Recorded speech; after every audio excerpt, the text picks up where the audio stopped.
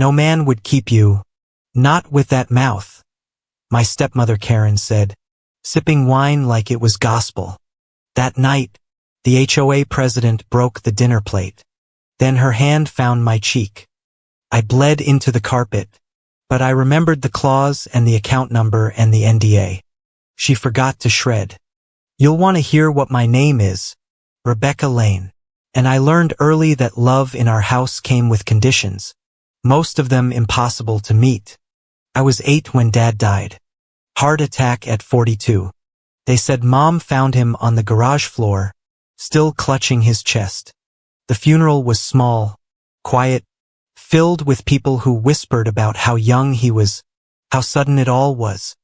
I remember standing at his grave, watching Mom's face crumble like old paper. She looked lost, like a ship without an anchor. I didn't know then that she'd find a new anchor in Karen, that would drag us all under. Karen appeared 6 months later. She owned a construction company, drove a gleaming SUV with HOA stickers plastered everywhere, and had hands like sledgehammers when she shook yours at neighborhood welcome events. Mom's eyes lit up around her in a way they hadn't since Dad died. She brought flowers, fixed our leaky faucet, and called me kiddo with a smile that never quite reached her eyes. Mom married into the lifestyle within the year. Technically, it was just moving in together, but Karen made sure the whole Pineview Estates HOA knew we were now family. The changes started small. My bedtime got earlier. My questions got shut down faster. When I spilled juice on her SUV's leather seats, she didn't yell.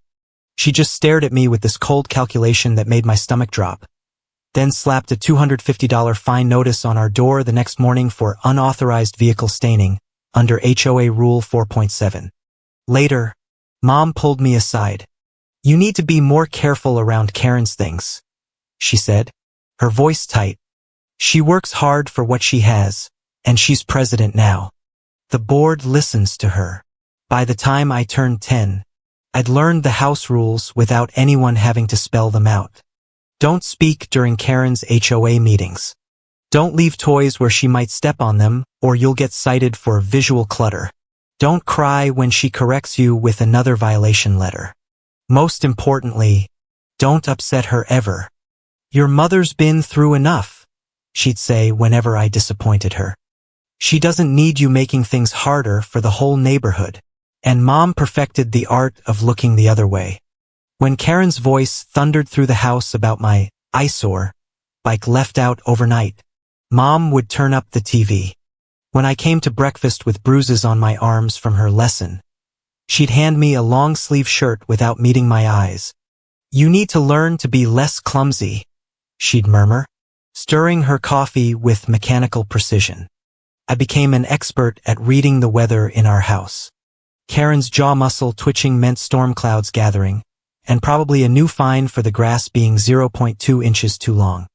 The particular way she set down her wine glass too carefully meant lightning would strike soon. I could predict her moods by the weight of her footsteps on the stairs, the angle of her shoulders when she walked through the door waving another citation. School became my sanctuary. I threw myself into my studies with the desperation of someone clinging to a life raft. Teachers praised my dedication, my focus. They didn't know I was just trying to stay late enough to miss dinner at home and avoid the weekly HOA board meetings where Karen loved to parade me as the example resident who needs correction. The library closed at 6. Drama club ran until 7. Math tutoring could stretch to 8 o'clock if I asked enough questions. Why can't you be home like a normal kid? Karen would demand when I'd slip in after dark. Your mother worries, and the neighbors are talking, but Mom never looked worried. She looked relieved when I wasn't there. One less variable in the careful equation of keeping Karen calm and the HOA fines at bay. I started keeping a journal hidden between my mattress and box spring. Not a diary Karen had found and destroyed that when I was 12, reading excerpts aloud at dinner while Mom stared at her plate. This was different. This was evidence. Dates, times, exact words, and every single HOA violation notice with its absurd $250 price tag. I wrote in code using a system I developed myself. If anyone found it, it would look like meaningless numbers and symbols. By 15, I'd grown a spine of steel and a tongue sharp enough to match. Karen hated it. "No man's going to want a woman who talks back," she'd say. "You keep running that mouth. You'll end up alone and find out of this neighborhood. Maybe being alone is better than being afraid." I shot back once. The silence that followed was deafening. Mom's fork clattered against her plate. Karen's knuckles went white around her wine glass. That night, I learned what happened when I pushed too far. The next morning, Mom wordlessly handed me concealer for the bruise blooming across my cheekbone. "You need to learn when to be quiet," she said, her voice hollow. "For all our sakes, and the HOA's reputation." But I was done being quiet. I counted the days until college like a prisoner marking time. I saved every dollar from my part-time job at the grocery store, hiding the cash in a tampon box under my sink, the one place Karen would never look. I applied to schools as far away as possible, using the school's address for correspondence so nothing would come to the house. When my acceptance letter to State University arrived 4 states away, my guidance counselor called me to her office to deliver it personally. "This is your chance," she said, pressing the envelope into my hands. "Take it." I did. I left for college and didn't look back for 4 years. 4 years of freedom. 4 years of learning who I was without the constant weight of Karen's presence or the HOA fines piling up like accusations. 4 years of therapy through the campus counseling center. Though I never told them the whole truth. Some wounds were too deep to expose, even to professionals who promised confidentiality. I graduated summa cum laude with a degree in accounting. Numbers made sense. They followed rules. They couldn't hurt you if you understood them well enough. When Axbridge Holdings recruited me straight from campus for their internal audit division, I accepted immediately. The job was in a different state. The pay was good and the work was methodical. Precise, everything my childhood in Pineview Estates hadn't been. I built a life. A small apartment with locks only I had keys to. A career where my attention to detail was an asset, not a survival mechanism. Friends who knew me as Rebecca the auditor. Rebecca who ran half marathons. Rebecca who made killer lasagna. Not Rebecca the victim who got cited for excessive lawn ornaments. Then Mom called. "I have a heart condition," she said, her voice smaller than I'd ever heard it. "The doctors say stress makes it worse. I need help. Becca, please." I could have said no. Should have said no. But beneath the self-preservation, beneath the carefully constructed walls, I was still that 8-year-old girl who'd watched her mother fall apart at her father's grave. Despite everything, I loved her. Despite her failures, her weakness, her choice to look away while Karen turned our home into a HOA dictatorship. So I came back. Not to their house. I wasn't that foolish. I found an apartment 45 minutes away, close enough to help, but far enough to escape the neighborhood watch cameras Karen loved to install for community safety. I started sending money each month, telling myself it was for Mom's medical bills, not to maintain Karen's lifestyle of power and fines. "You don't have to do this," Mom said during one of our awkward coffee meetings. "I know," I replied, watching her hands shake around her cup. She looked older, frilier. Karen's temper, and her HOA citations, had worn her down like water on stone. "She's calmed down a lot," Mom offered. "Since you left." I wanted to laugh or scream. Instead, I just nodded and changed the subject. We both knew she was lying. We'd gotten very good at lying, my mother and I. The only difference was that I'd stopped lying to myself. Jenna was Karen's daughter from her first marriage, and she arrived in our lives like a tornado wrapped in pink ribbon, 2 years younger than me. She had Karen's sharp jaw and her talent for manipulation, though hers came gift-wrapped in blonde curls and dimpled smiles. "This is your new sister," Mom announced with forced brightness the day Jenna moved in. I was 10, still naive enough to be excited about having a sibling. That excitement died within a week. Where I was expected to be invisible and fine-free, Jenna was encouraged to shine. Where I was told to be grateful for hand-me-downs and zero violations, Jenna's closet overflowed with new clothes while I did dishes and laundry, and paid the fines for clutter. Jenna painted her nails and talked on the phone. The contrast wasn't subtle. It was deliberate. Rebecca's the responsible one, Karen would say, ruffling Jenna's hair while I scrubbed pots and paid the latest citation. Someone has to be. Jenna learned the game quickly. She'd break something, then watch with wide, innocent eyes as I got blamed and fined. She'd eat the last of something and swear she hadn't touched it. Once she cut up one of my school projects the night before it was due, then helped me tape it back together, playing the supportive sister while I frantically tried to salvage my grade, and dodged another HOA letter about unsightly yard debris. "I'm so sorry Karen yelled at you," she'd whisper after she'd finished one of her tirades. "If you were nicer to her, maybe she wouldn't get so angry and fine you again." She was 12 years old and already a master manipulator. The financial disparities were the most blatant. Jenna got an allowance $20 a week for doing nothing. I got nothing for doing everything, including mowing the lawn to Karen's exact 2-inch specification. When school events required money, Jenna's fees were paid without question. I learned to forge Mom's signature on free lunch applications. "It's different for Jenna," Mom explained once when I'd finally asked why. "She's used to a certain lifestyle. We can't just take that away from her." "What about my lifestyle?" I'd asked. Mom's face had gone tight. "You have a roof over your head. Be grateful, and don't violate any more rules." Birthday parties became performances in inequality. Jenna's involved bounce houses, custom cakes, and dozens of guests. Mine were family dinners where I was expected to help cook and clean up. One year, they forgot entirely.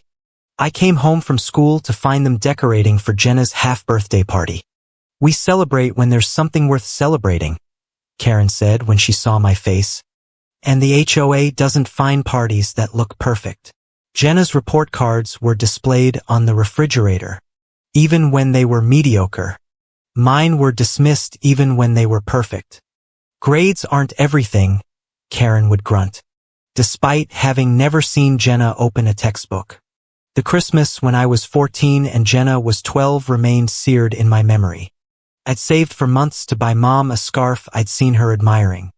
On Christmas morning, I watched her unwrap it, smile politely, and set it aside. 20 minutes later, she was crying with joy over the same exact scarf from Jenna. "I hope you kept the receipt," Jenna whispered to me later, smirking. She'd seen me buying it and deliberately got the same thing, knowing whose gift would matter more, and which one wouldn't trigger a fine for tacky decorations. High school only amplified the differences. Jenna joined cheerleading, dance team, student government, all activities that required money for uniforms, trips, and fees. Karen paid without blinking. When I wanted to join the debate team, I was told we couldn't afford the travel costs. "You need to learn the value of hard work," Karen said. "Not everything gets handed to you, and the HOA doesn't subsidize losers." So I got a job at 16, stocking shelves at a grocery store. Every paycheck went toward my escape fund, though I had to hide some of it in the family budget to avoid suspicion. Jenna, meanwhile, spent her weekends at the mall with Karen's credit card. "Why does Rebecca have to work?" she'd asked innocently at dinner. "It's so embarrassing when my friends see her in that ugly uniform, and it lowers our property values." "Rebecca's building character," Karen replied, cutting her steak. "Something you could use more of." But there was no bite in her words for her. Never was. Jenna's bedroom looked like a magazine spread. Canopy bed, flat-screen TV, walk-in closet. Mine still had the same twin bed from when I was 8. pushed against the wall to make room for the desk I'd salvaged from a garage sale. She complained about her iPhone being a generation old while I saved for months to buy a basic flip phone for emergencies. The real mastery was in how Jenna played the victim. She'd provoke me quietly, needling with whispered comments and accidental destruction of my things, then cry when I finally snapped. Karen always took her side. "She's younger," she'd rage. "She's smaller. What kind of person bullies their little sister and risks another citation?" Mom became an expert at selective blindness. She'd walk into rooms just after Jenna's provocations, but just in time for my reactions. She'd find Jenna crying and me seething, and the conclusion was always the same. "You need to be the bigger person," she'd say. "You're older. You should know better, and the HOA expects better from our family." When Jenna turned 16, Karen threw her a party that probably cost more than our monthly mortgage. Professional DJ, catered food, 100 guests. She wore a dress that cost more than I'd made in 2 months at the grocery store. I spent the party serving food and cleaning up spills, invisible in my black pants and white shirt, the unofficial uniform of the help. "Thanks for your help," Jenna said sweetly as the last guest left, loud enough for Karen to hear. Then, quieter, "Know your place, and don't violate any more rules." I did know my place. I was the scapegoat, the unpaid labor, the example of what happened when you weren't Karen's real daughter. But I also knew something Jenna didn't. I was counting down the days until I could leave, and I was taking careful notes on everything. She thought she was so clever, playing her mother against me, turning my mother into an accomplice through silence. She thought the little princess act would carry her through life. But Jenna had never learned what I had. How to survive on nothing, how to plan in secret, how to wait. "You're going to be nobody," she told me the night before I left for college, lounging on her bed while I packed my few belongings. A nobody from nowhere with nothing, and probably fined out of the neighborhood. I looked at her, this girl who'd been given everything and earned nothing and felt something that wasn't quite pity, but wasn't quite anger either. It was more like recognition. She was a parasite, and parasites die when they run out of hosts. "Maybe," I said, closing my suitcase. "But I'll be my own nobody," she laughed. That tinkling sound that charmed teachers and infuriated me. "Good luck with that." "Oh, and Rebecca, thanks for clearing out. I'm thinking of turning your room into a walk-in closet." Karen already approved the renovation permit. For years later, when I was building my career at Axbridge Holdings, I sometimes think about Jenna. Was she in college? Working? Still living at home? Spending Karen's money? I'd pushed her out of my mind, focusing on my own life, my own success. I should have known she'd find a way to follow me, even from a distance. Parasites are remarkably persistent. They always find new ways to feed. The day I left for State University, nobody drove me to campus. I took a Greyhound bus with 2 suitcases and a backpack, watching the landscape change through scratched windows. Every mile felt like a year falling off my shoulders, and every mile took me farther from Karen's HOA fines. When I finally stepped onto campus, I could breathe without calculating the cost of each inhale.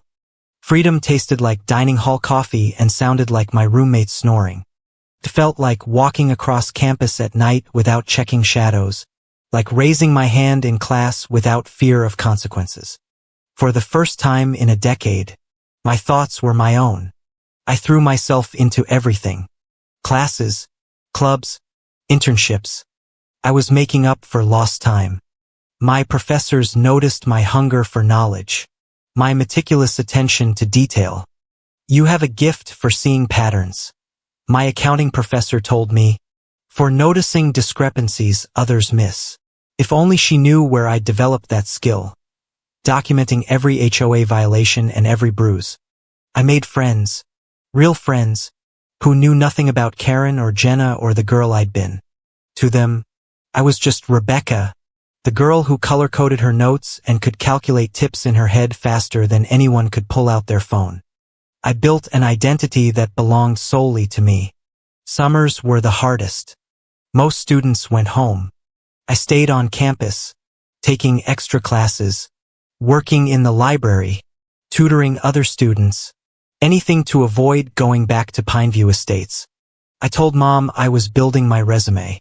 She didn't push. "Karen asks about you," she'd say during our monthly phone calls. "That's nice," I'd respond, changing the subject. By senior year, I'd secured a position at Axbridge Holdings before graduation. The recruiter had been impressed by my internship experience, my perfect GPA, my exceptional attention to detail and strong ethical foundation. As she put it, the salary they offered was more than I dared to dream. I found an apartment in a different state, a simple one-bedroom on the 3rd floor with good locks and windows that faced a quiet street.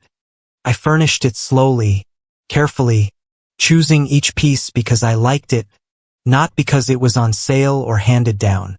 The first night in my own place, I sat on my new couch and cried, not from sadness, but from the overwhelming relief of finally truly being free. No more HOA citations waiting in the mailbox. My work at Axbridge Holdings suited me perfectly. Internal audit meant examining numbers, following paper trails, ensuring compliance. I was good at it, maybe because I'd spent years documenting and analyzing a different kind of wrongdoing. My supervisor praised my thoroughness, my ability to spot irregularities others missed. "You have trust issues," a colleague joked after I'd caught a discrepancy everyone else had overlooked. "You verify everything twice. Trust. But verify," I'd replied, smiling. If only they knew. I built a life. Morning runs before work. Coffee at the same cafe where the barista knew my order. Book club on Thursdays. Hiking on weekends. I dated occasionally. Nice men who didn't make my pulse spike with fear, who didn't notice when I flinched at sudden movements. I kept things light, surface level. My past was a locked room I never opened. For 4 years, I was just Rebecca Lane, internal auditor. Not Rebecca the victim. Not Rebecca the girl who'd catalog bruises and finds like evidence. Just Rebecca. Then Mom called. "I have a heart condition," her voice crackled through the phone. "Arrhythmia. The doctors say stress makes it worse." I stared at my apartment wall at the life I'd built, knowing what was coming. "I need help, Becca. The medical bills. Karen's business isn't doing as well." Of course it wasn't. Karen was good at destruction, not construction, and even better at finding neighbors into submission. "Please," she whispered. "I know I haven't been, I know I failed you, but please." I could have said no. Should have said no. Every therapy session I'd attended in college through the free counseling center, never telling them the full story, had emphasized boundaries, self-preservation, the importance of not returning to toxic situations. But she was my mother, the woman who'd read me stories before Karen, who'd taught me to tie my shoes and ride a bike, who'd been broken by grief and had chosen the wrong life raft. She was weak, not evil. At least that's what I told myself. "I won't come back to the house," I said finally. "But I'll help with the bills." "Oh, Becca, thank you. I'll find an apartment nearby. We can meet for coffee." "That's it." She agreed immediately. Gratefully, too gratefully. I should have known then that nothing had changed. That gratitude in that house was always a performance. I found an apartment 45 minutes from their house, close enough to help in genuine emergencies, far enough to prevent drop-in visits. It was smaller than my place out of state, but it had good locks and a security system. I transferred to Axbridge Holdings' local office, a lateral move that my supervisor understood as family obligations. "Taking care of sick parents is admirable," she'd said. "Just don't lose yourself in the process." Too late for that warning. The first coffee meeting with Mom was awkward. She looked older, thinner, her hands shaking slightly as she lifted her cup. The designer clothes were gone, replaced by discount store basics. Even her wedding ring looked looser. "How's work?" she asked, trying for normal. "Fine. How's your health?" "The medication helps. It's just expensive." I slid an envelope across the table. "This should cover 3 months of prescriptions. I'll send more next month."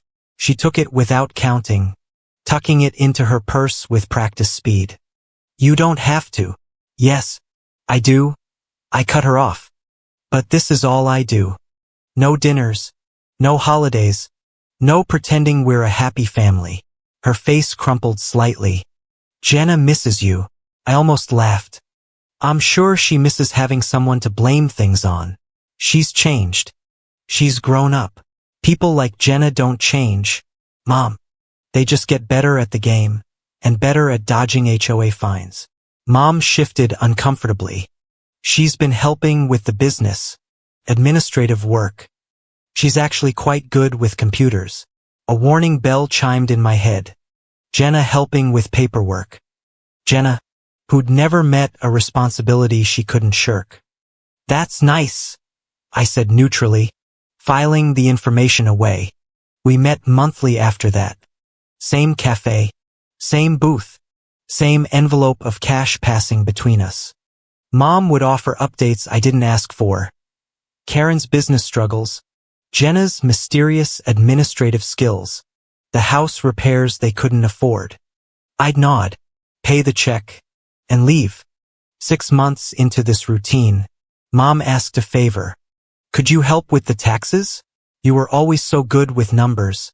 And Karen's accountant quit. Every instinct screamed no. But I looked at her trembling hands, thought about the medical bills, and made the second biggest mistake of my life. "Just the taxes," I said. "Drop the papers off at my apartment. I'll handle it." She hugged me then, quick and desperate, smelling like the same drugstore perfume she'd worn my whole life. For a moment, I was 8 again, before everything went wrong. I should have known that nothing in that house was ever simple, that every favor came with hidden costs, that Jenna had learned from the best how to turn family into opportunity. But I was about to learn exactly how much she'd learned, and how far she was willing to go. The student had become the master, and I'd walked right back into range of her particular brand of destruction. The tax documents arrived in a cardboard box that had seen better days, stuffed with receipts, forms, and statements in no particular order. I'd allocated a Saturday to sort through it all, my good deed for the month. I told myself, just help with the taxes, maintain the boundaries, keep the peace. I'd been organizing receipts for an hour when I found a 1098-E form for student loan interest.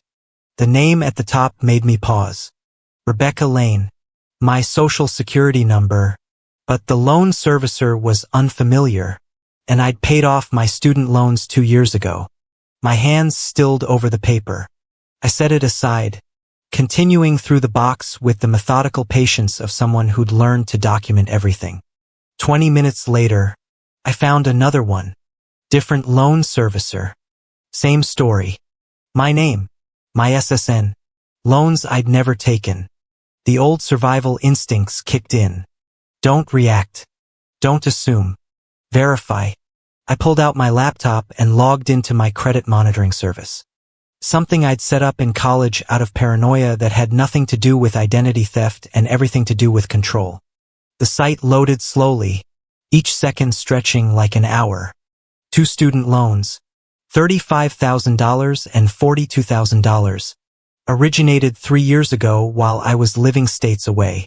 The application addresses were all local. The disbursement account wasn't mine. I stared at the screen, my mind racing through possibilities. Karen wouldn't have the subtlety for this. Mom wouldn't have the nerve, which left the next search confirmed it. The disbursement account's transaction history showed transfers to J. Lane, multiple transfers, regular transfers. Jenna had been collecting on loans in my name for 3 years. I pulled up the loan applications through the servicer's website. My information was all correct: SSN, birth date, mother's maiden name, but the signatures were off. Close enough to pass a casual glance. But I'd spent years documenting everything. I knew my own handwriting like a radiologist knows bones. The email addresses on the applications were variations of mine. Rebecca Lane 2, Beckel 911, variations close enough to seem legitimate, but all redirecting to someone else. The security questions were all answerable by anyone who'd lived in the same house. First pet's name, elementary school, favorite teacher. I sat back, laptop warm on my legs, and laughed. It was a bitter sound in my empty apartment. All those years of being told I was worthless, that I'd amount to nothing. And Jenna had decided I was worth at least $77,000 in fraudulent loans. The smart thing would be to file a police report immediately. Identity theft, fraud, federal crimes. But I knew how that would play out. Jenna crying, Karen raging, Mom begging me not to destroy the family. The loans would get sorted eventually, but the cost would be endless drama and a guilt trip that would last forever. No. I'd learned long ago that the best revenge was surgical, precise, and completely within the bounds of the law. I spent the weekend building my case like I was preparing for an audit.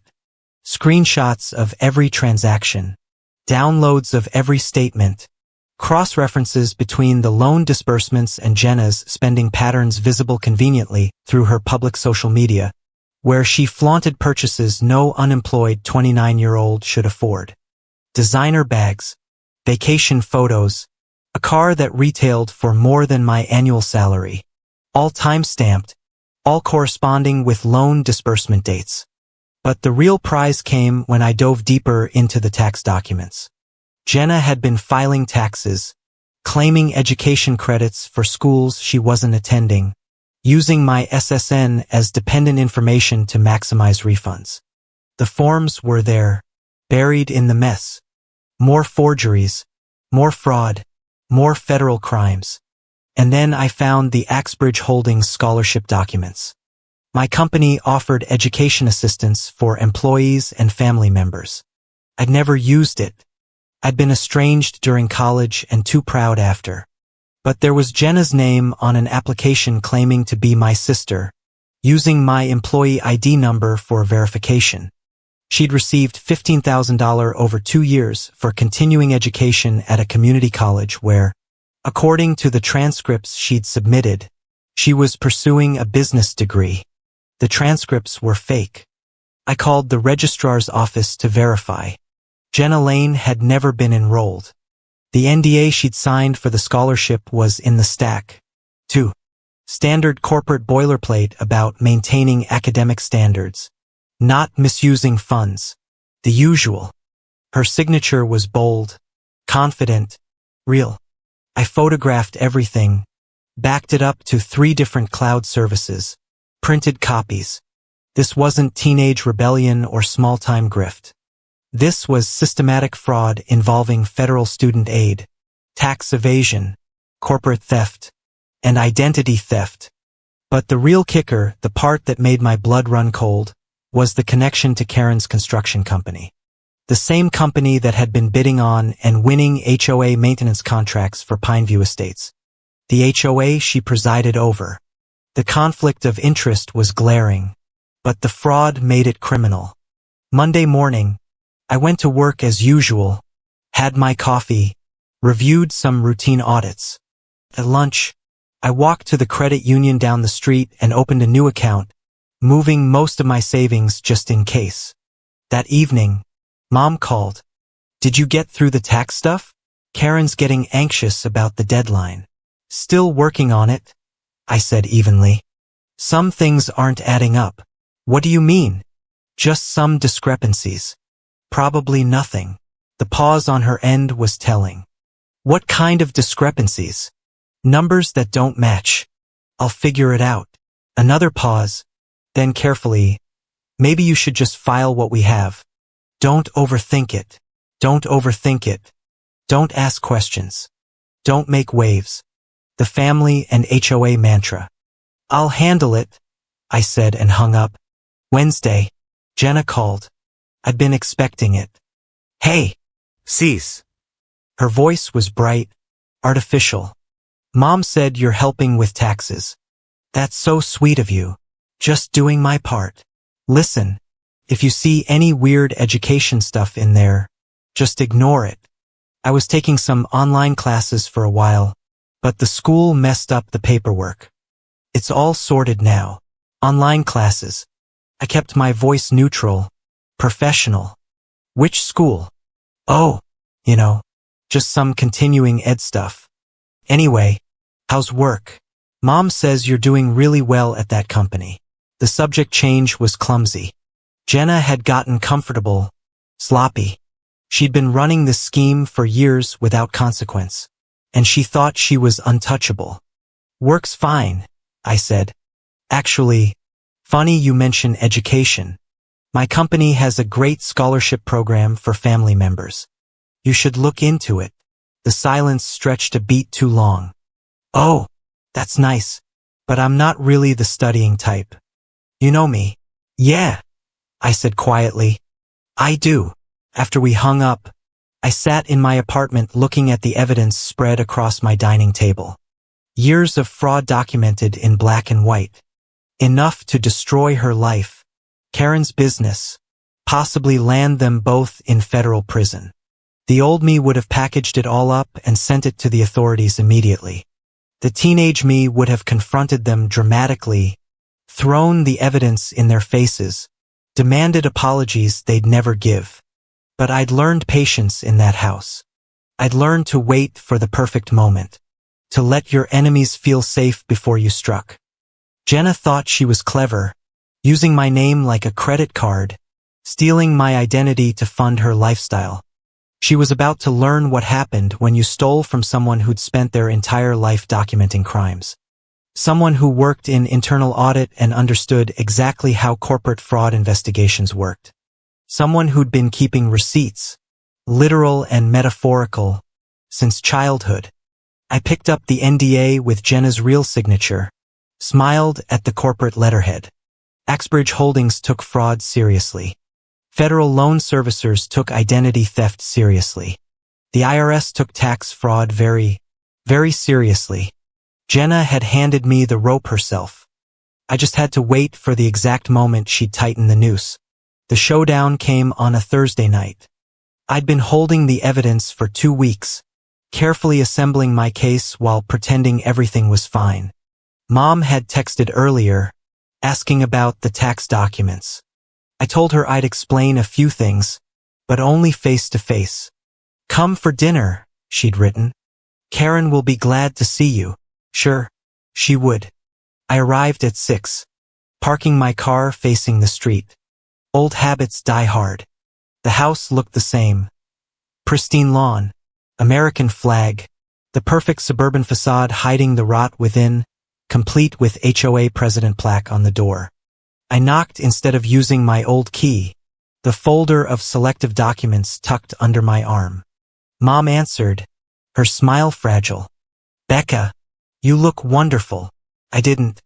I looked tired, wired on coffee and righteous anger, but she'd always been good at seeing what she wanted to see. The dining room smelled like pot roast and denial. Karen sat at the head of the table, of course, scrolling through her phone, probably checking HOA violation reports. Jenna lounged in her usual spot, picking at her manicure. She looked up when I entered, her smile sharp. The prodigal daughter returns, she drawled. Just hear about the taxes, I said, taking my old seat. The chair felt smaller than I remembered. Let's eat first, Mom said quickly. Business after dinner. We ate in relative silence, the clink of silverware covering the tension. Karen grunted occasionally at her phone. Jenna texted openly, thumbs flying across her screen. Mom pushed food around her plate, stealing glances at my folder. So, Karen finally said, setting down her phone. You figure out our taxes yet? My guy usually handles it, but he quit. Idiot. I found some interesting things, I said carefully, opening the folder. Some discrepancies that need explaining. Discrepancies. Her voice carried that old warning tone, the same one she used before slapping a fine on a neighbor. I pulled out the first document, a printout of my credit report. There are 2 student loans in my name that I didn't take out. The table went still. Identity theft is a serious issue, I continued, voice steady. These loans total over $77,000. That must be a mistake, Mom said weakly. It's not. I pulled out the loan applications. The signatures are forged. The disbursement accounts aren't mine. Jenna hadn't moved. Hadn't even looked up from her phone. Too still. Too practiced. You're accusing one of us. Karen's voice was rising, face flushing. You come into my house? I'm not accusing anyone, I interrupted, meeting her glare. I'm stating facts. Someone used my information to take out fraudulent loans. The disbursements went to accounts belonging to J. Lane. Now Jenna looked up, eyes wide with practiced innocence. There are lots of J. Lanes in the world. True. I pulled out the next document. But there's only one J. Lane, who also fraudulently claimed to be my sister to receive an Axbridge Holdings scholarship. The silence stretched taut. Mom's hand trembled around her water glass. I don't know what you're talking about, Jenna said, but her voice had lost its casual tone. Really? I laid out the scholarship documents. Because you signed an NDA, your real signature, not a forgery. That's corporate fraud. On top of the identity theft and loan fraud, Karen slammed her hand on the table. Plates jumped. Mom flinched. I didn't. You're trying to destroy this family, she snarled. Just like always, causing problems, making accusations, and risking the HOA's reputation. I have evidence, I said calmly. Transaction records, forged signatures, tax documents claiming education credits for schools Jenna never attended. Get out. Her voice was low, dangerous. Get out of my house. Karen, please. Mom started. No, she stood, looming over the table. She comes here, accuses Jenna, tries to tear us apart. I won't have it. I started gathering my documents, hands steady despite the familiar spike of adrenaline. I'll be filing reports with the plate shattered against the wall, inches from my head. Time slowed. Mom screamed. Jenna actually looked shocked. Karen's face was purple, veins bulging. You ungrateful. She reached for another plate. I should have run. The old Rebecca would have run. Instead, I stayed seated, looking her directly in the eye. Go ahead, I said quietly. Add assault to the list of charges. Something in my tone must have penetrated her rage. She hesitated, plate half raised. I'm not 16 anymore, I continued. I'm not scared of you, and I'm not alone. My supervisor knows I'm here. My friend has copies of all these documents with instructions to mail them if I don't check in by 9. The lies came smoothly. Necessary lies. Protective lies. Karen's hand lowered slightly. Behind her, Jenna was calculating, probably wondering if she could talk her way out of this. You can't prove anything, she said finally. Those loans could be anyone's. The IRS and Department of Education will figure it out, I interrupted, along with Axbridge Holdings' legal department. I'm particularly interested in what they'll find when they subpoena your bank records. Mom found her voice. Becca, please. We're family. We can work this out privately. Like we worked out Karen hitting me privately. Like we handled everything else privately. Behind closed doors where no one could see the fines or the bruises. The words came out bitter. Karen threw the plate then, but not at me. Straight down where it exploded against the floor. Get out. Get out. I stood, documents clutched to my chest. But I had one more card to play. Jenna, I said, looking directly at her. That NDA you signed, it included a clause about fraudulent activity resulting in immediate repayment of all funds plus penalties. Axbridge Holdings has an excellent legal team. They particularly hate fraud that involves employee families. Makes the company look bad. Her face had gone pale beneath her makeup. Becca, Mom reached for me, but I stepped back. Don't contact me, I said, moving toward the door. Any communication goes through lawyers from now on. No husband would keep you, Jenna snarled, abandoning her innocent act. Not with that vindictive streak.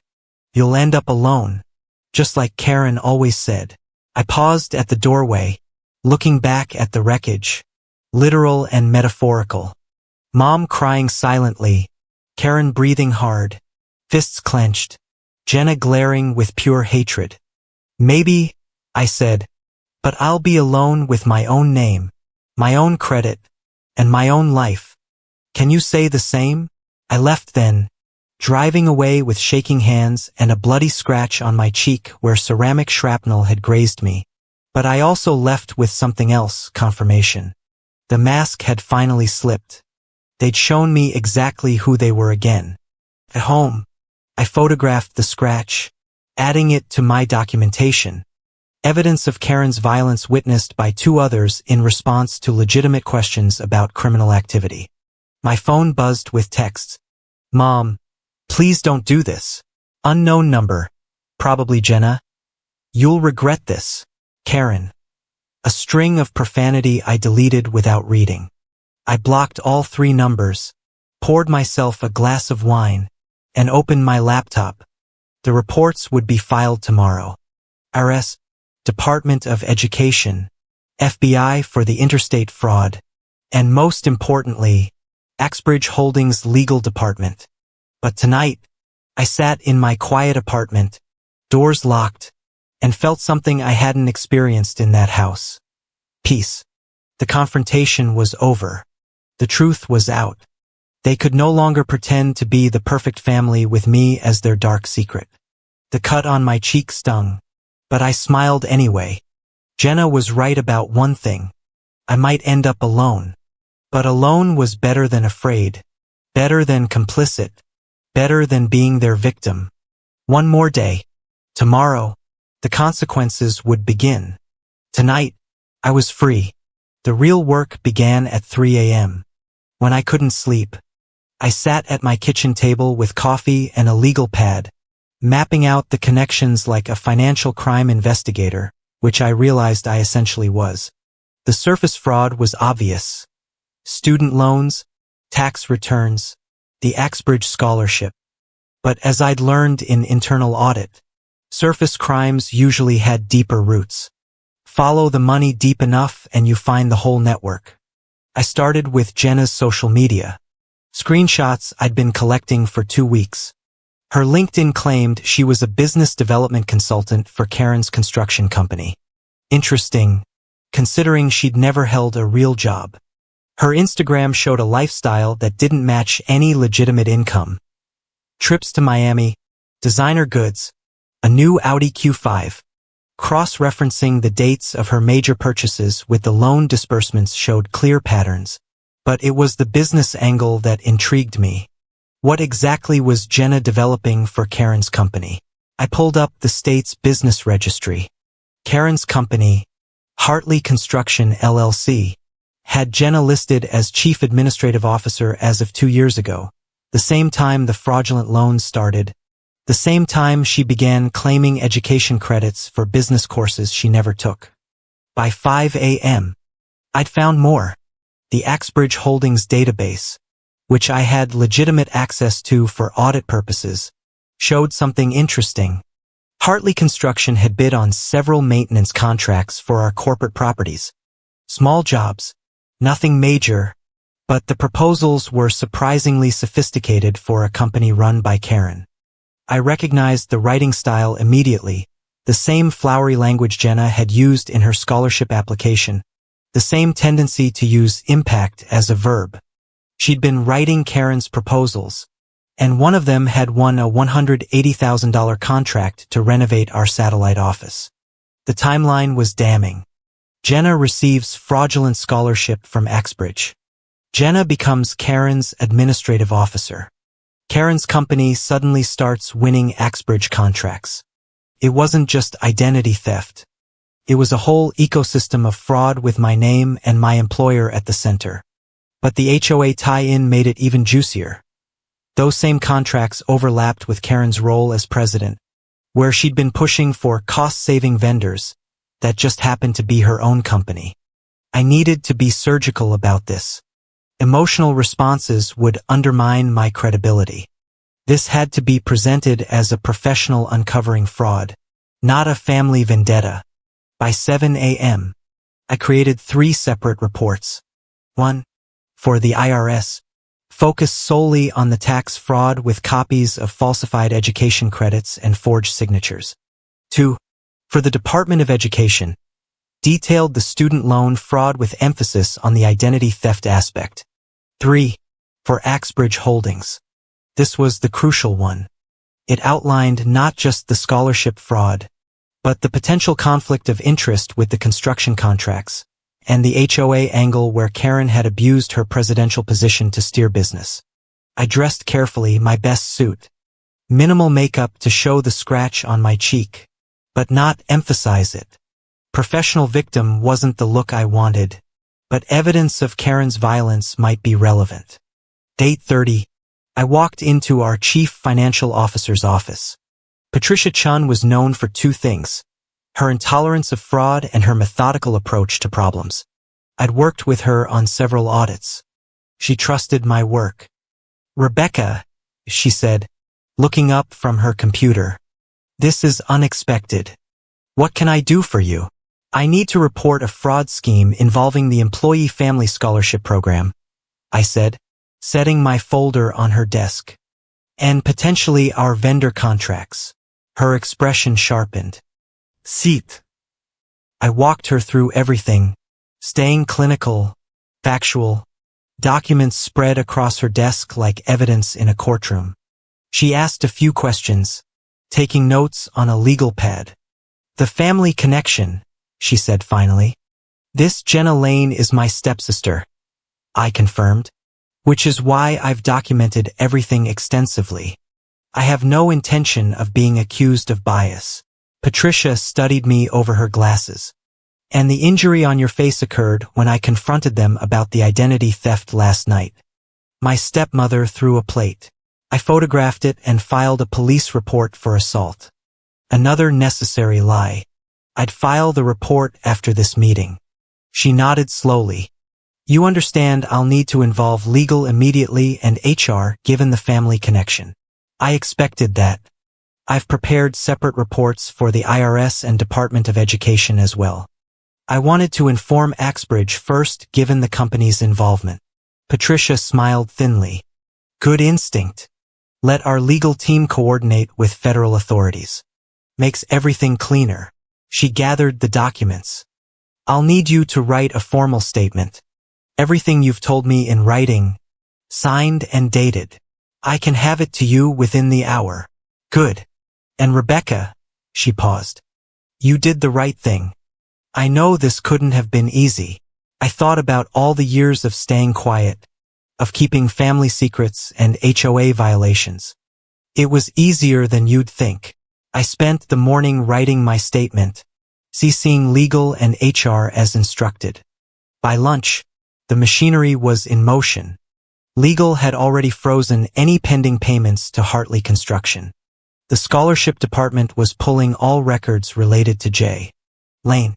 The police report was straightforward. Domestic incident, plate thrown, minor injury sustained.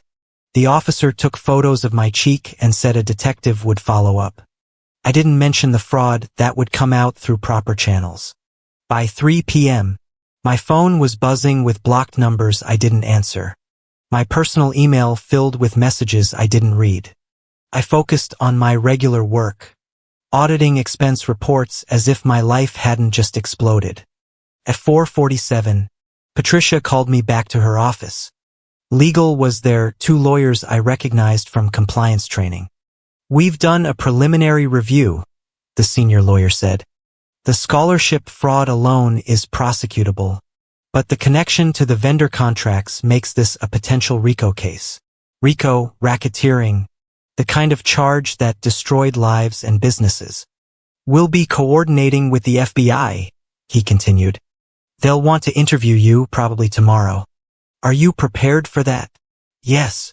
The family situation, the other lawyer said carefully. It could get ugly. Do you have somewhere safe to stay? My apartment's secure and they don't know the address. I've been careful about that. Always meeting Mom elsewhere. Good. We're recommending Hartley Construction be immediately suspended from all approved vendor lists. Any other family members we should investigate? My mother, Ellen Hartley. But she's not involved in the business side. Despite everything, I couldn't throw Mom to the wolves. She was guilty of silence, not fraud. They exchanged looks, but didn't push. We scheduled follow-up meetings, established communication protocols, professional, thorough. Everything Karen's chaotic violence wasn't. That night, I ordered takeout and sat with my laptop, watching the first dominoes fall. Hartley Construction's vendor status with Axbridge suspended. Jenna's LinkedIn suddenly private. Karen's company Facebook deleted. They were scrambling, trying to hide evidence. Too late. I'd already documented everything, and Axbridge's legal team had moved faster than Jenna's delete key. My phone rang from an unknown number. Against my better judgment, I answered. You've destroyed us. Mom's voice thick with tears. The FBI came to the house. They took boxes of records. Karen's talking about bankruptcy. Karen should be talking about a lawyer, I said evenly. How could you do this to your family? Family? I laughed, short and bitter. Family doesn't steal your identity. Family doesn't commit fraud using your name. Family doesn't throw plates at your head when you ask questions. Jenna made mistakes. Felonies. Mom. Jenna committed felonies. Plural. Using my name and my employer. Silence. Then quietly, she was just trying to help Karen's business. With stolen money and fraudulent contracts. That's not help. That's crime. You don't understand. I understand perfectly. I cut her off. I understand that you're still making excuses. Still choosing them over what's right. Just like always. I hung up and blocked that number, too. There would be more calls. More attempts at guilt and manipulation. But the wheels were turning now, and nothing they said would stop them. The investigation was out of my hands. All I could do was cooperate, provide evidence, and watch the family that had tormented me finally face consequences for something. Not for the years of abuse, that was beyond justice's reach, but for their greed, their stupidity, their belief that I was too worthless to fight back. Jenna thought she was clever, using my name like a weapon against me. She was about to learn that names have power, especially when they're attached to federal fraud charges. The FBI interview happened in a conference room at Axbridge Holdings, neutral territory that Patricia had arranged. 2 agents, one older and methodical, one younger and sharp-eyed, spread my documents across the table like a road map of fraud. Walk us through how you discovered this, the older agent said. I told them about the taxes, the strange forms. The moment I realized my identity had been hijacked, they asked probing questions about timelines, relationships, access to personal information. I answered everything, staying factual, letting the evidence speak. Your stepsister, the younger agent said. She had access to your personal information growing up. We lived in the same house for 8 years. She would have known my SSN, mother's maiden name, all the security question answers. And you never gave her permission to use your identity? Never. I haven't had a real conversation with her in over 4 years before this month. They showed me documents I hadn't seen. Loan applications with my forged signature. emails from accounts pretending to be me. The scope was bigger than I'd realized. Jenna hadn't just taken out 2 loans. She'd been actively managing them, making minimum payments to keep them from defaulting, keeping the scheme alive. The scholarship from your employer, the older agent said. Tell us about that process. I explained Axbridge's family education program, how employees could sponsor relatives for partial scholarships, how Jenna had listed me as her sponsor without my knowledge, forging my endorsement, the construction contracts. The younger agent leaned forward. Did you know Hartley Construction was bidding on Axbridge properties? Not until I started investigating. I don't work in procurement, but once I saw Jenna's name on the scholarship, I checked our vendor database. They exchanged glances. We've been looking into those contracts. The proposals show sophisticated knowledge of Axbridge's bidding process, internal terminology, specific formatting preferences, information that would be difficult to obtain without inside knowledge. My stomach dropped.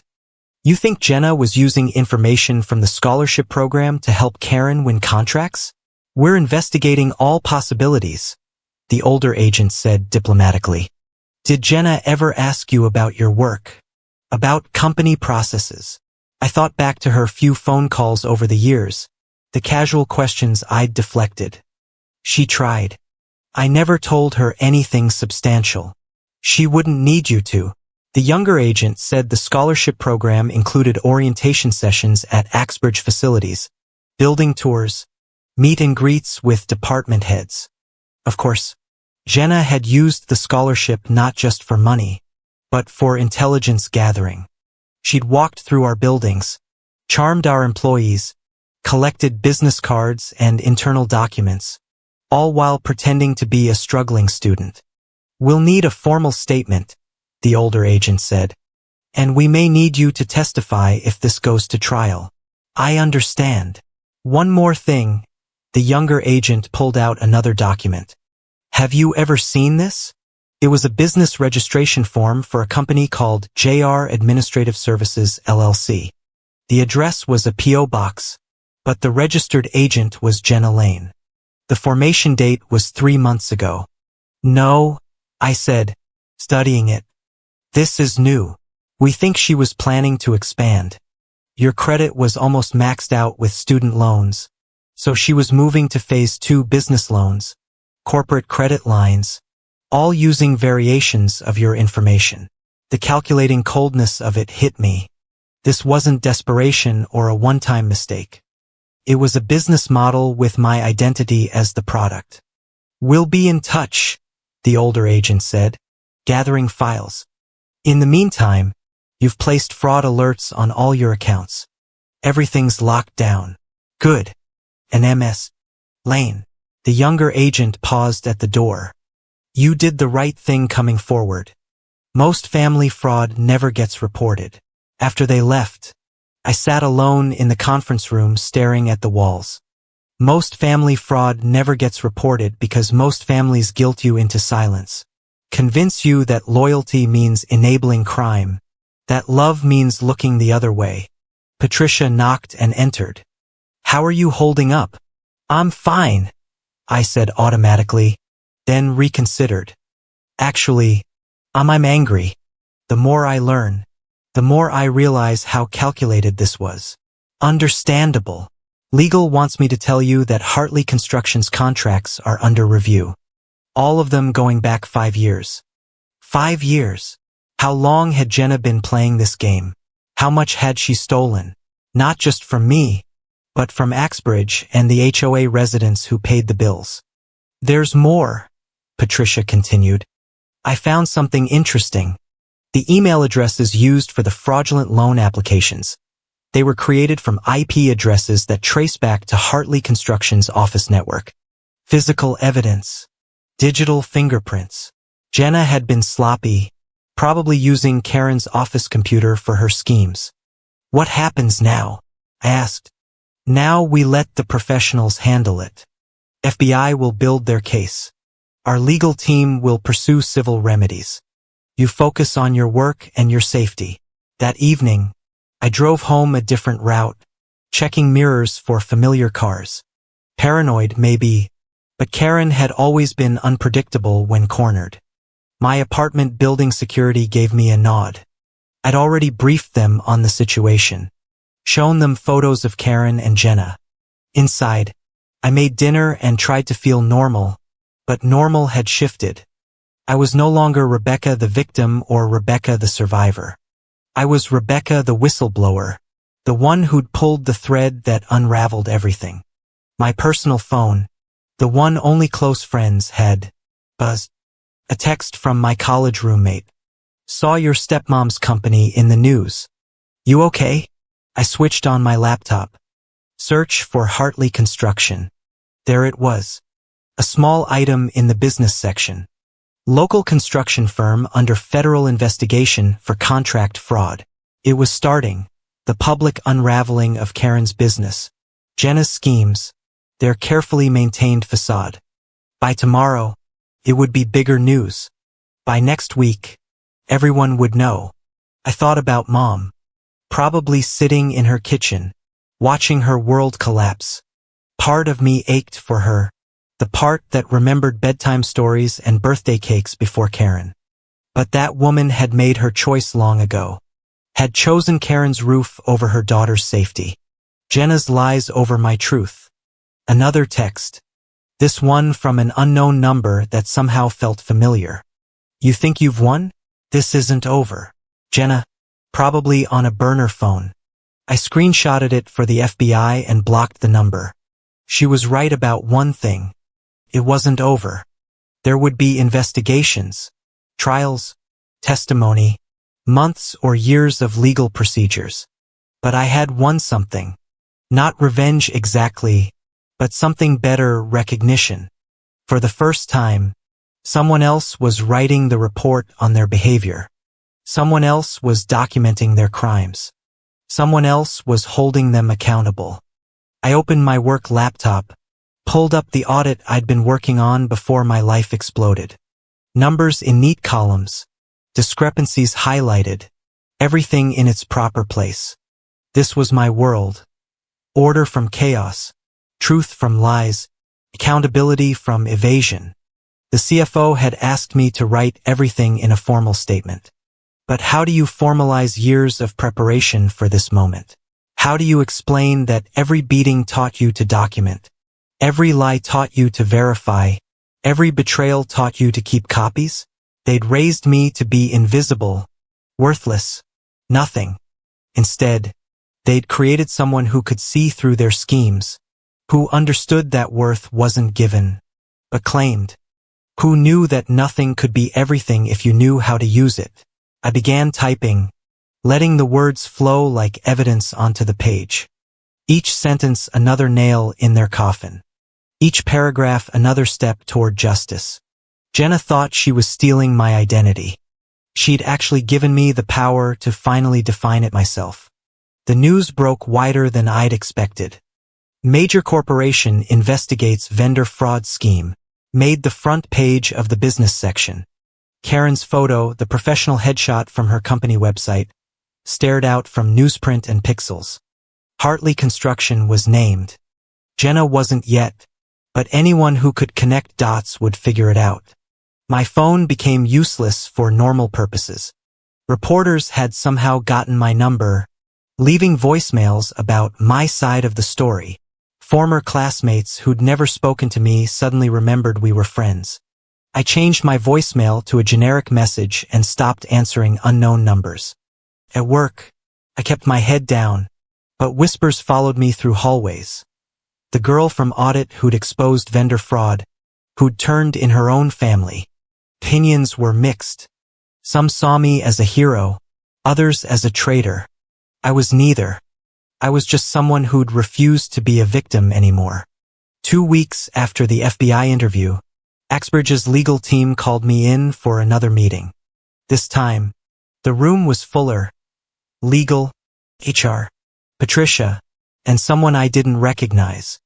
This is Martin Hendricks from our outside counsel, Patricia explained. He specializes in corporate fraud recovery. Martin was all sharp angles and sharper questions. Ms. Lane, we've completed our initial investigation into Hartley Construction's contracts with Axbridge. We've identified significant irregularities. He spread documents across the table. Bid proposals, emails, internal memos. My breath caught as I recognized some of them. Internal documents that should never have left Axbridge.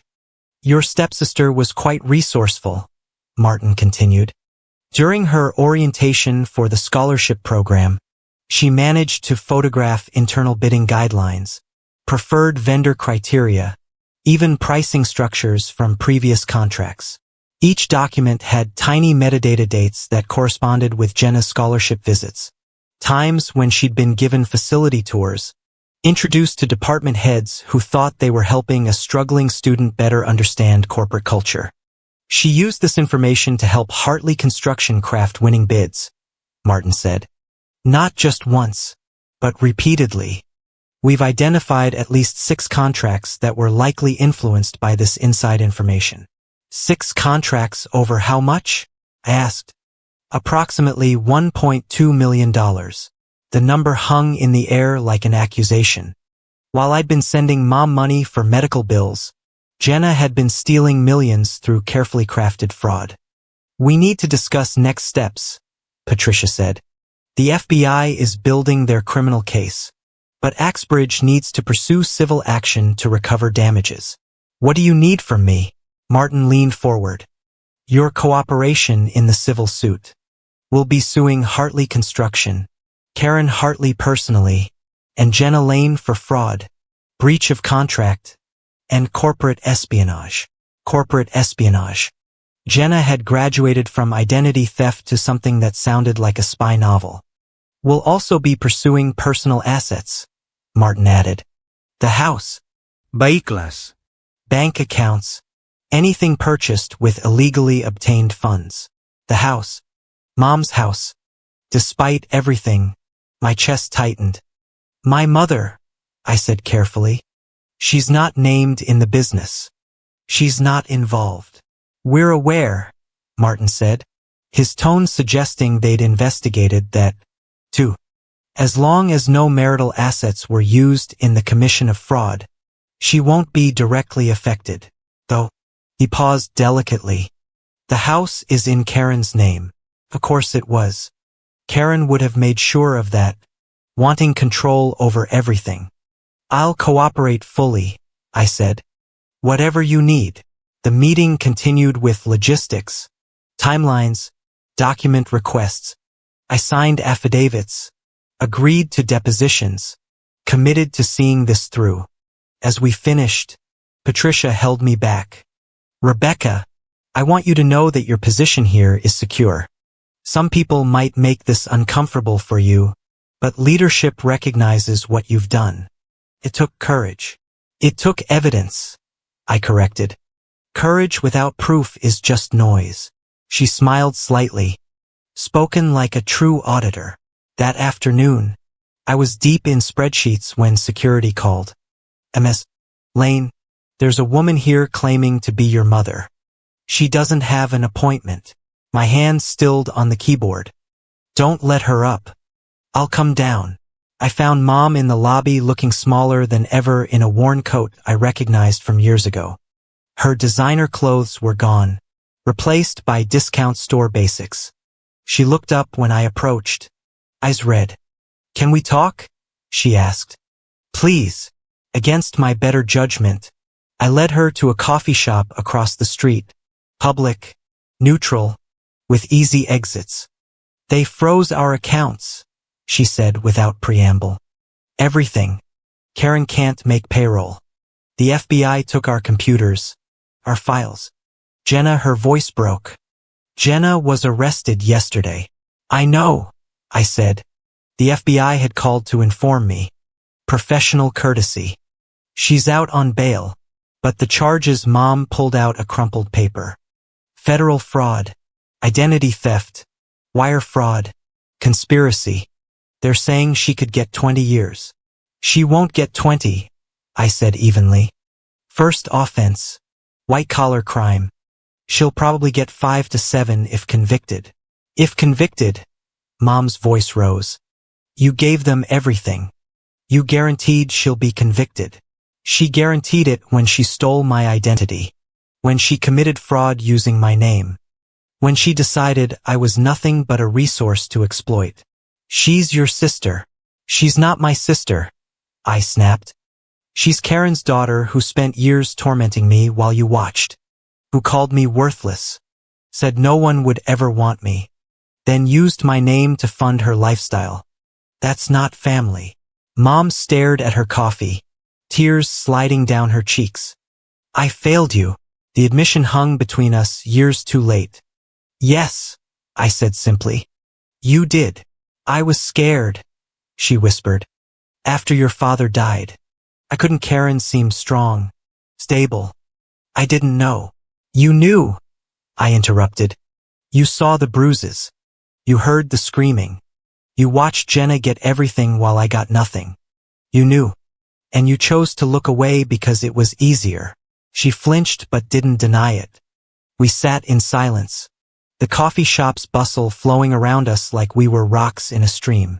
What happens now? She asked finally. Now Karen's business gets liquidated to pay damages. Jenna goes to trial. You figure out how to live without them. I don't know how, she admitted. I don't have anything. No money, no job. I haven't worked in 20 years. Part of me wanted to offer help. The part that still remembered her teaching me to tie my shoes. But I thought of all the times she'd chosen them over me. All the times she'd asked me to be quiet, be smaller, be nothing. There are resources, I said instead. Women's shelters, job training programs, social services. Her face crumpled. You won't help me. I've been helping you, I said. The money I sent every month. That was help. The years I stayed quiet about Karen. That was help. Not reporting the abuse to CPS. That was help. I'm done helping you enable them. I'm not asking for money, she said desperately. Just forgiveness. Understanding. You're all I have left. I'm not yours, I said, standing. I haven't been yours since you let Karen into our lives. You made your choice over and over every day for 20 years. You chose them. Now live with it. I left her crying in the coffee shop, walking back to my office with steady steps. In the elevator my hands shook slightly, but by the time I reached my floor, I was composed again. That evening, the local news ran a segment on the Hartley construction scandal. They'd gotten Karen on camera, disheveled and angry, shouting about conspiracies and vendettas. Jenna wasn't shown, but they mentioned the unnamed family member facing federal charges. I turned off the TV and made dinner. Phone silent on the counter. Tomorrow there would be more meetings, more documents, more steps in the long process of justice. But tonight, I sat in my quiet apartment and felt the strange lightness of someone who'd finally stopped carrying other people's secrets. The investigation was revealing exactly who they were. Not the successful businesswoman and her accomplished daughter, but fraudsters who'd built their lives on stolen identities and forged documents. The truth I'd always known was finally becoming official record. And I was the one who'd written it into existence.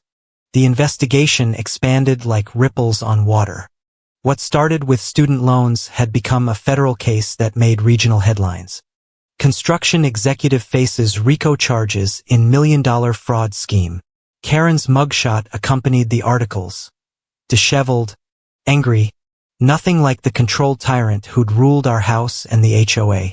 I was in Patricia's office when she delivered the news that changed everything. The forensic accountants found something else, she said, sliding a report across her desk. Karen wasn't just using Jenna's stolen intelligence to win bids. She was billing for work never completed. Materials never delivered. The fraud goes back 7 years. 7 years before Jenna's scholarship. Before the identity theft. Karen had been corrupt all along. Jenna had just given her better tools. But here's what concerns us, Patricia continued. Some of these ghost invoices were approved by a project manager who left Axbridge 2 years ago. We think he was taking kickbacks. Inside help, I said, understanding immediately. Karen had someone on the inside even before Jenna. The FBI wants to expand their investigation. This isn't just fraud anymore. It's a conspiracy involving multiple parties across several years. She paused. They'll need you to review documents, identify discrepancies. You know the family dynamics better than anyone. I agreed. Of course. What else could I do? I'd started this avalanche. I had to see where it landed. The next 3 weeks blurred together. Days at my regular job. Evenings reviewing evidence with FBI forensic accountants.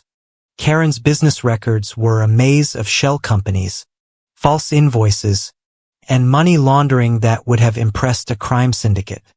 Your stepmother, one agent said, shaking his head over a particularly complex scheme. She's not just a common thief. This is sophisticated stuff. But I knew better. Karen wasn't sophisticated. She was brutal and greedy. The sophistication came from Jenna with her eye for detail and gift for manipulation. She'd transformed Karen's crude extortion into elegant fraud. The investigation also revealed why Karen's accountant had really quit. He'd discovered discrepancies, threatened to report them, and been paid off with a severance package that came with a suspicious NDA. The FBI had already interviewed him. His testimony was damning. Then came the afternoon when everything shifted again. I was reviewing invoices when a familiar name jumped out. JR Administrative Services LLC, Jenna's shadow company, billing Axbridge for consulting services on projects her mother was building, double-dipping, getting paid through the construction contract and again through fake consulting fees. But the signature on the approval wasn't the compromised project manager's. It was someone still at Axbridge, someone in accounting. My blood ran cold as I traced the approval chain. Dennis Morosky, Senior Accounts Payable. I knew Dennis. He'd been at Axbridge for 15 years. Had a daughter Jenna's age. I flagged it immediately and within hours Dennis was in custody. The story he told broke the case wide open. Jenna had met his daughter at a coffee shop near Axbridge, struck up a friendship, eventually mentioned her family's construction business. How hard it was for small companies to compete. Dennis's daughter, naive and sympathetic, had introduced Jenna to her father. What started as friendly advice about bidding became something darker. Jenna had gathered information about Dennis's gambling debts, his daughter's student loans. She'd offered solutions just to prove a few invoices, help level the playing field. When Dennis hesitated, she'd pivoted to threats. She had photos from his daughter's Instagram that could be misinterpreted. She knew about his wife's immigration status. Technically legal but complicated. She was so young, Dennis told investigators, so sweet-looking. I didn't realize until it was too late that she was running me like an asset. An asset? That's what we'd all been to Jenna. Resources to exploit, identities to steal, connections to leverage. She'd learned from Karen's blunt force approach and refined it into something far more dangerous. The FBI showed me Jenna's laptop, seized during her arrest. Her files were meticulous, spreadsheets tracking every fraudulent invoice, every forged document, every person she'd compromised. She had folders on potential targets, other Axbridge employees with vulnerabilities, other companies where she might replicate her schemes. I found a folder labeled RL, my initials. Inside were copies of my credit reports going back 5 years, my employment contracts, even photos taken from outside my first apartment. She'd been watching me, studying me, waiting for the right moment to use what she'd stolen. One document made my hands shake. A draft email, never sent, dated 3 months ago. Rebecca, I know you think you're better than us now with your fancy job and your sad little apartment, but family is family. I need you to do something for me, and you're going to do it. Because if you don't, I'll make sure everyone at your precious company knows exactly what kind of trash you really are. The girl nobody wanted. The girl who wasn't worth keeping. Remember your place. Blackmail. She'd been planning to blackmail me, to use my history of abuse as leverage. The identity theft had been plan A. This was plan B. We need to talk about trial testimony, the lead FBI agent said. With Dennis cooperating and this evidence, Jenna's looking at significant time, but her lawyer will try to paint her as a victim, young woman influenced by her domineering mother. She wasn't influenced, I said flatly. She was the architect. Karen's a blunt instrument. Jenna's a scalpel. Can you testify to that? The family dynamics. Her role in the household. I thought about sitting in a courtroom, facing Jenna and Karen, telling the truth about our twisted family under oath. Part of me recoiled at the exposure, but the larger part, the part that had learned to document everything, that had built a career on exposing hidden truths, was ready. Yes, I said. I'll testify. That evening, Karen made the news again. She'd been caught trying to flee the state, arrested at a bus station with a bag full of cash and a ticket to Mexico. The commentators called her desperate, pathetic. I saw her for what she'd always been, a coward who ran when she couldn't intimidate her way out. Mom called from a blocked number. I almost didn't answer, but something made me pick up. They denied Karen bail, she said without greeting. Flight risk. Her lawyer says she could get 15 to 20 years. Probably accurate, I said. Jenna's out on house arrest. She has to wear an ankle monitor. Mom's voice was hollow. She cut her hair, dyed it brown, trying to look innocent for trial. Of course she was. Image management had always been Jenna's specialty. Why are you telling me this? I asked. Because I wanted you to know that I see it now. All of it. What they were. What I let them do. She took a shaky breath. Dennis Morosky's daughter came to see me, told me how Jenna manipulated her, used her. She's just a kid. Rebecca. Younger than you were when I let Karen into our lives. I finished. Yes. The word was barely a whisper. I'm going to testify, too, for the prosecution. Tell them what I know about the business, about Jenna's involvement. I sat in stunned silence. Mom, who'd perfected looking away, was finally willing to see. It won't undo anything, she continued. I know that, but maybe it's a start. Maybe, I said, non-committal. I'm staying with my sister in Florida, she said. After I testify, I'm not coming back. There's nothing here for me anymore. She hung up before I could respond. I sat in my apartment processing this development. Mom choosing truth over family. Consequences over silence. 20 years too late. But still, my phone buzzed with an email from Axbridge's legal team. The civil suit was proceeding parallel to the criminal case. They'd already frozen millions in assets, tracked down offshore accounts Jenna had been funneling money into. The company would recover most of its losses. But the real victory wasn't financial. It was the dismantling of the story Karen and Jenna had told the world. Successful businesswoman, devoted daughter, perfect family. Now everyone knew what I'd always known. They were predators who'd built their lives on other people's pain and trust. The investigation had revealed one final detail that felt like poetic justice. The Audi Jenna drove, the designer clothes she wore, the trips she posted about, all funded by loans in my name. She'd literally worn my identity, flaunted it on social media, turned my stolen credit into her lifestyle brand. Now she'd wear an ankle monitor instead of designer shoes.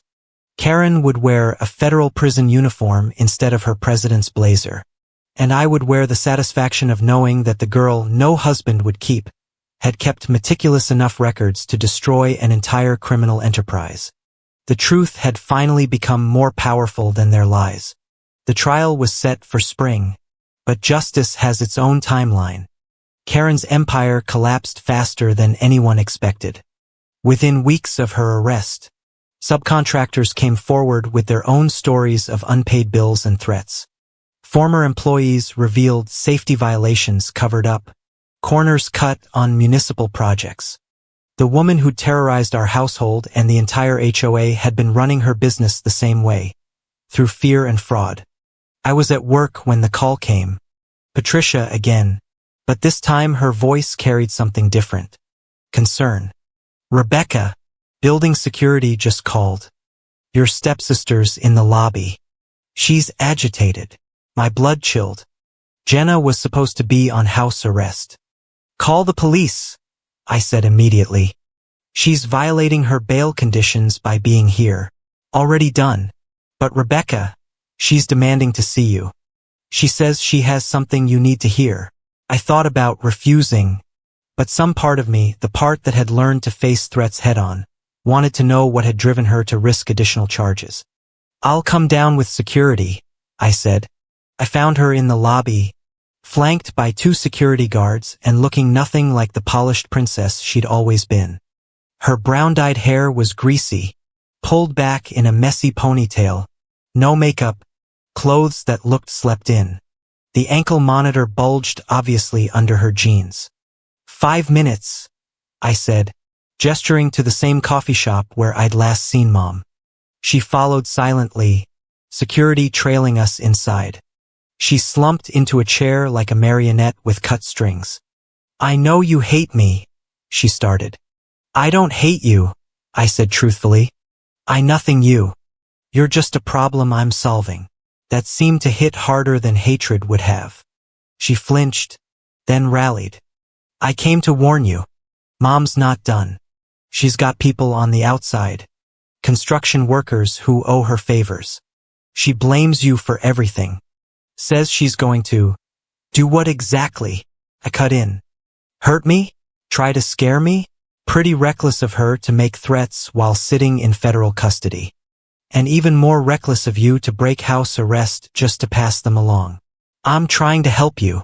No, I said calmly. You're trying to bargain. Reduce your sentence by playing informant. But you have nothing I need. Karen's threats are already documented. The FBI knows about her connections. You risked adding years to your sentence for nothing. Her facade cracked completely then. Do you know what it's like? The monitor goes off if I step outside my apartment. I can't work. Can't leave. Can't do anything. My accounts are frozen. I'm surviving on grocery delivery and tap water. This is hell. This is consequences, I corrected. Something you've never faced before. I could have been somebody, she said desperately. I had plans, dreams, built on your name, your credit, your identity. I leaned forward. You were never going to be somebody, Jenna. You were always going to be a parasite looking for the next host. The police arrived then, summoned by building security. I watched them arrest her for bail violation, adding another charge to her growing collection. She didn't struggle, just stared at me with eyes that finally understood she'd lost. No husband would keep you, she called out as they led her away. One last attempt at cruelty. Maybe not, I called back. But the FBI will keep you for 5 to 7 years. The encounter left me oddly settled.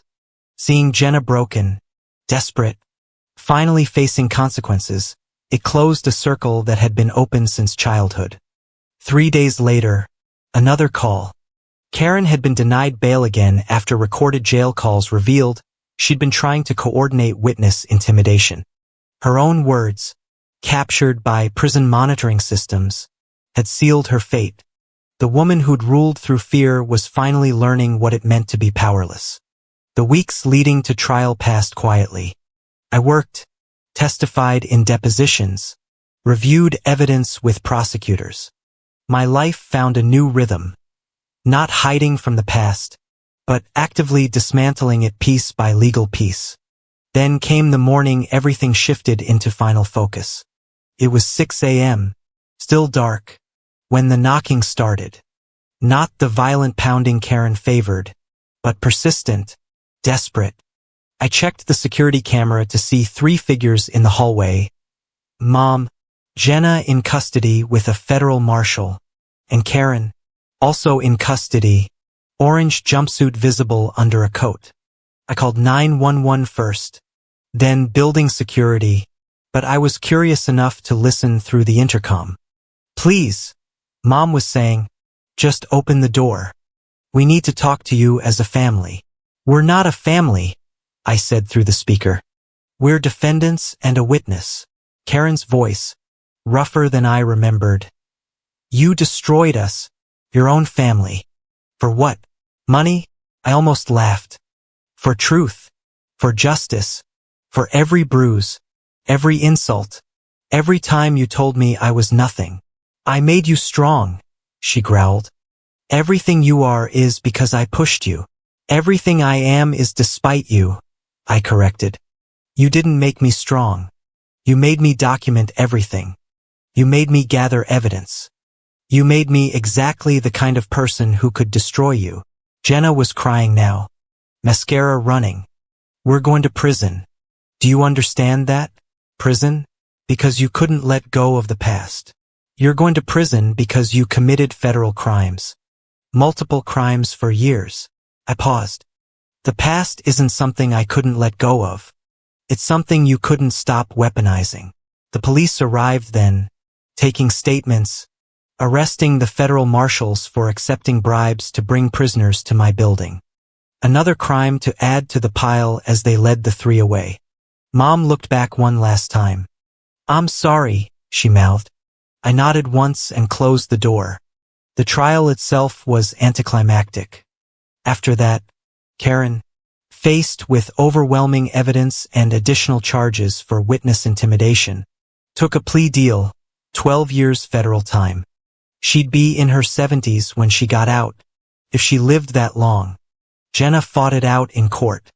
I testified for 2 days, calmly recounting years of abuse, the discovery of fraud, the systematic way she'd built a criminal enterprise on my identity. Her lawyer tried to paint her as a victim of her mother's influence, but the evidence was too strong. Her own files, her own spreadsheets, her own meticulous documentation of crimes. 6 years federal time, 3 years supervised release. She'd be 35 when she got out. Her 20s spent in a federal facility instead of spending my credit. Mom testified too, quietly damning in her recitation of facts. She flew back to Florida immediately after. We haven't spoken since. Axbridge recovered most of its losses through asset forfeiture. I received a commendation, a raise, a promotion to senior auditor. My colleagues stopped whispering when I walked by.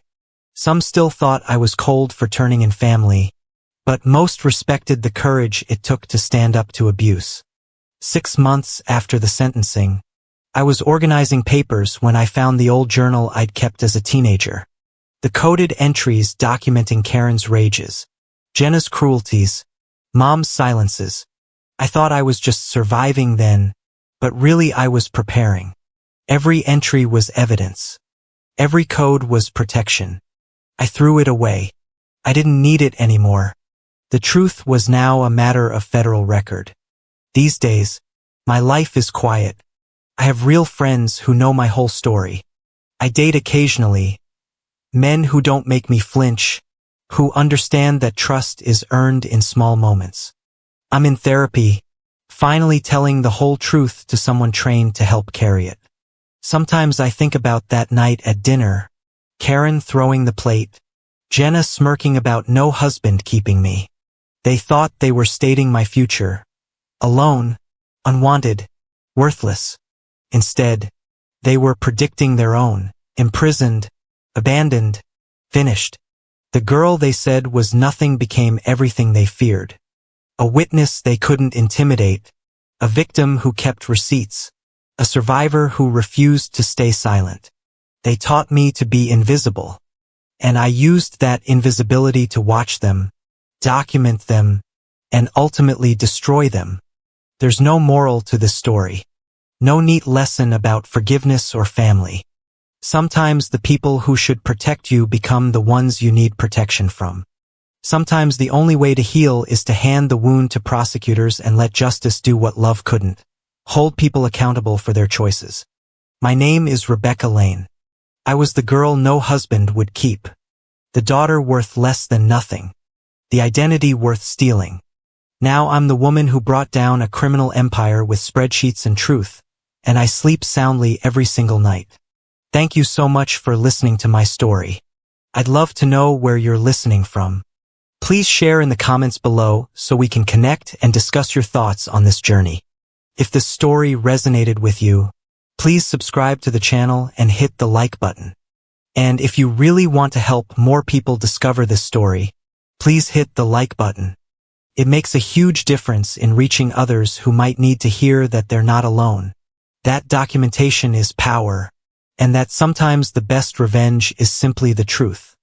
Thank you again, and I'll see you in the comments.